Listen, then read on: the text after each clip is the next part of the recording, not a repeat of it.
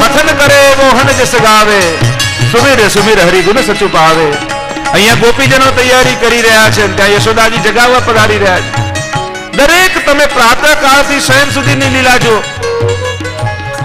સ્નાન કરાવતા હોય, યશોદાજી સ્નાન કરાવી રહ્યા છે, અહીંયા ગોપીજનો સાથે સ્નાન કરાવે. કછુક મનોરથ મન મેં ધરે. બંને લીલા સાથે ચાલશે. ઘરે જઈને વાંચજો નિત્ય લીલા.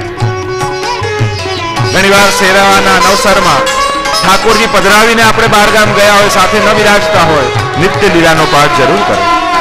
આઠે સમયની લીલાની ભાવના થાય અને બંને ભાવ હૃદયમાં બિરાજે. ક્યારેક અવસર મળશે ત્યારે નિત્ય લીલા પર અવગાહન કરીશું. અદ્ભુત વર્ણન છે, અદ્ભુત વર્ણન, અને બંને ભાવ સાથે ચાલે. તો આમ શ્રી હરિરાય મહાપ્રભુજી અહીં આજ્ઞા કરે છે કે ઠાકોરજી તો સદા કિશોર રૂપે બ્રજમાં બિરાજે છે. ભિન્ન ભિન્ન અવસ્થાઓ ઠાકોરજી ધારણ કરે, પણ સદાય કિશોર તો છે જ. અને પ્રભુ કેવા છે? વિરુદ્ધ ધર્માશ્રય ધારણ કરેલા પ્રભુ અનેક અનેક શ્રૃંગાર ધારણ કરે છે. અને આખા શ્રૃંગારોનું વર્ણન શ્રી હરિરાય મહાપ્રભુજીએ કર્યું છે. આપણી તો દ્રષ્ટિ પડે ઠાકોરજીના વક્ષસ્થળ બિરાજતા વાઘ નખ ઉપર. ઠાકોરજીએ બધા શ્રૃંગાર તો ધર્યા છે અને ધરે છે, પણ આ પ્રભુએ વાઘ નખ કેમ ધર્યો? એનું દર્શન શ્રી હરિરાયજી કરતા બોલ્યા.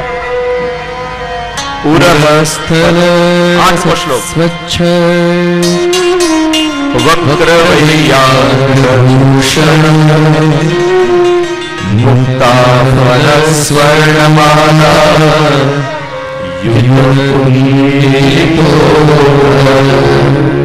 હૃદય પર સ્વચ્છ વાઘનખનું આભૂષણ પ્રભુએ ધારણ કર્યું છે. મોતી અને સોનાના મણકાની માળા ભરાવદાર ઉદર પર ઝૂલી રહે છે.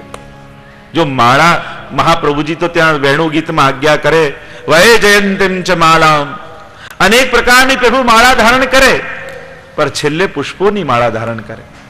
અને મહાપ્રભુજી આજ્ઞા કરે છે કે આ માલાજી એ વિક્ષેપિકા શક્તિ છે, પીતાંબર એ આચ્છાદિકા શક્તિ છે. પ્રભુના શ્રીઅંગને ઢાંકે. જેટલું પીતાંબર પ્રભુએ ધારણ કર્યું હોય એટલું શ્રીઅંગ ઢંકાઈ જાય અને દર્શન ન થાય, કારણ કે પ્રભુ રસરૂપ બન્યા છે ને, અને રસ ઉછલિત ન થઈ જાય એટલે ઢાંકીને રાખ્યું છે. અને માલાજીને વિક્ષેપિકા શક્તિ કહી. વહે જયંતીમ ચ માલામ. ચ શબ્દ સુબોધનીમાં મહાપ્રભુજી આજ્ઞા કરે. કેવલ વૈજયંતી માલા નથી, પણ ચ કહીને કહ્યું કે વનમાલા પણ પ્રભુએ ધારણ કરી છે. તુલસી કુંદ મંદાર પારિજાત સરુરૈહિ પંચભીહિ કુસુમરેતિ વૈજયંતી પ્રકીર્તિતાઃ. આ 5 પુષ્પોની માળા એ વૈજયંતી માળા છે. વૈજયંતી માળા 2 પ્રકારની છે, એક મણીવાળી અને બીજી ફૂલોવાળી. તો અહીંયા વેણુ ગીતમાં પ્રભુએ પુષ્પોની માળા ધારણ કરી છે, મહાપ્રભુજી આજ્ઞા કરે છે.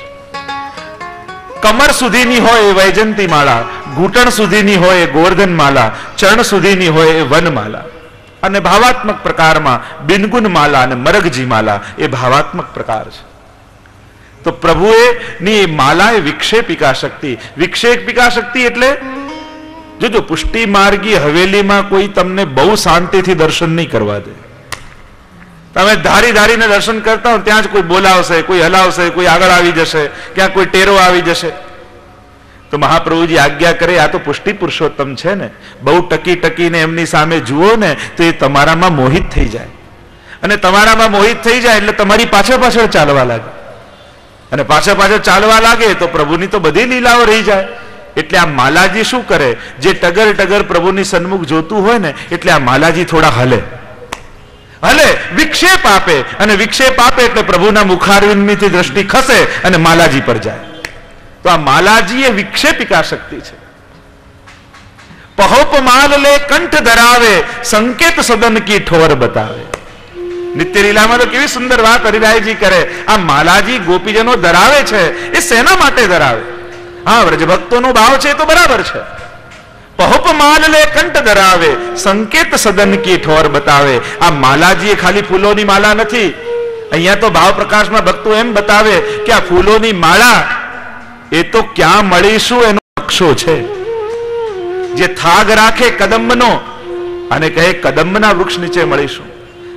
પછી ગુલાબની પંક્તિઓ પરોવે, એટલે કહે કે આખો માર્ગ પ્રભુને નંદાલયથી નિકુંજમાં આવવાનો બતાવે. ચંપાના પુષ્પો પરોવે, અનેક અનેક પ્રકારના પુષ્પો અંદર પરોવે અને ઠાકોરજીને ગોપીજનો બતાવે. આ પહેલા કુંજ મોગરાની આવશે, પછી ચમેલીના વૃક્ષો આવશે, પછી ગુલાબના ફૂલો આવશે અને પછી ત્યાંથી કદંબનું વૃક્ષ છે ત્યાં આપણે મળીશું. આમ સંકેત સદન કી ઠોર બતાવે. યશોદાજી આગળ કહેવાય તો નહીં કે આપણે ક્યાં મળવાનું છે, એટલે જ્યાં મળવાનું હોય એના ફૂલો ગૂંથીને આખો એ નકશો માળાજીમાં તૈયાર હોય અને ફૂલની માળા ઠાકોરજીના કંઠમાં ધરાવે, એટલે ઠાકોરજી સમજી જાય કે આજે ક્યાં મેળાપ થવાનો છે. સંકેત સદન કી ઠોર બતાવે. અને ત્યાં, અને એટલે તો થાક કહેવાય કે ઠાકોરજી આટલા દૂરથી આવે અને થાકી જાય એટલે ત્યાં આવીને બિરાજે, એટલે થાક ન કહેવાય, પણ ત્યાં યુગલ સ્વરૂપનો ભાવ છે, જ્યાં મેળાપ થવાનો છે. તો આમ માલાજી તો વિક્ષેપિકા શક્તિ છે. પ્રભુ અનેક પ્રકારની માળાઓ ધારણ કરે છે અને માળાની ઉપર મોટા ઉત્સવોમાં ઠાકોરજી વાઘનખ ધારણ કરે. તો આ વાઘનખ કેમ ધારણ કર્યો? ગોપેશ્વરજી પણ ટીકામાં અનેક ભાવ બતાવે. પહેલો ભાવ તો એ બતાવ્યો કે પ્રભુ બાળક છે અને બાળકને કોઈની નજર ન લાગી જાય એટલા માટે વાઘનખ ધરાવવામાં આવે. બીજો ભાવ એ બતાવ્યો કે પ્રભુએ વાઘનખ ધારણ તો કર્યો છે પણ વાંકો છે. તો ગોપેશ્વરજી ભાવ બતાવતા કહે કે ઘણાના ભક્તોના હૃદયો વાંકા છે અને વાંકાઓને સીધા કરવા માટે વાંકો જ વાઘનખ જોઈએ તો જ નીકળે. ઊંધો પડેલો ગઢો હોય કુવામાં તો પેલું બિલાઈ જેવું સાધન આવે ને કાંટા વાળું, અને તો એમાં ભરાય ને નીકળે. એમ જે ઊંધા પડેલા ઘડાઓ છે ને એમને ભવસાગરમાંથી કાઢવા માટે વાંકો વાઘનખ ઠાકોરજી ધારણ કરે. ત્રીજો ભાવ એ બતાવ્યો કે પ્રભુ વાઘનખ કેમ ધારણ કરે, કે પ્રભુ સૂચિત કરી રહ્યા છે કે આ વાઘનખ વાંકો છે ને, હું પણ ત્રિભંગી છું, હું વાંકો છું. મને બહુ સીધો ન સમજતા અને એમ ન સમજતા કે આટલું કરીશો એટલે ઠાકોરજી રાજી થઈ જશે. હું કેમ રાજી થવું એ તો કોઈ જાણતું નથી. હું તો અતિ વાંકો છું. અને કહે કે સીધી ખીલ્લી નીકળી જાય પણ દિવાલમાં વાંકી થઈ જાય પછી એને કાઢવી બહુ અઘરી. એમ બાકી બધા તો સીધા જાય ને સીધા નીકળી જાય, પણ આ કનૈયો જેના હૃદયમાં ઘૂસ્યો ત્યારે એને કાઢવો અઘરો છે. ત્રિભંગી છે ને, ત્રણ જગ્યાએથી ભંગ, ચરણમાં, કટીમાં અને ગ્રીવામાં, ત્રણે સ્થાનેથી વાંકા. તો આમ સૂચિત કરે છે વાંકા વાઘનખથી કે હું બાંકો છું. गिरधर सबही अंग को बांको, बाकी चाल चलत गोकुल में, सबही अंग को बांको.